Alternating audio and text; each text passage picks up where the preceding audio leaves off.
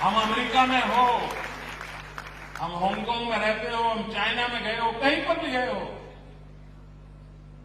क्यों न हो। और उस सिंधी भाषा की, अपनी भाषा की एक ताकत होती है। मुझे अडवाणी जी एक बार सुना रहे थे, बेनजीर भुट्टो यहां आई थी,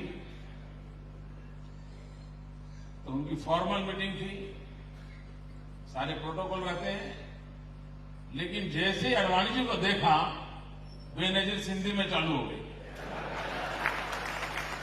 और पूरे माहौल में उन दोनों के बीच में इतना अपनापन था, इतनी खुलकर के बातें हो रही थी। अब देखिए ये भाषा की कितनी ताकत होती है। अगर हम उसको खो देंगे, व्यवसाय के लिए अंग्रेजी जरूरत होगी, जरूर इस्तेमाल कीजिए। और 10 भाषाएं सीख के कौन मना करता है? सीखनी भी चाहिए।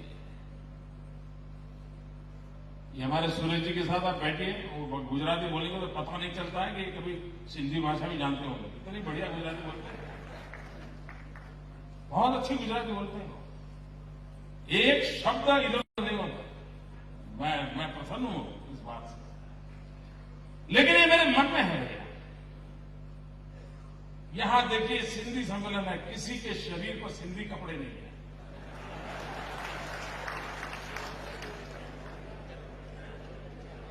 इसे आप आलोचना मत समझिए भैया, इसे आप आलोचना मत समझिए।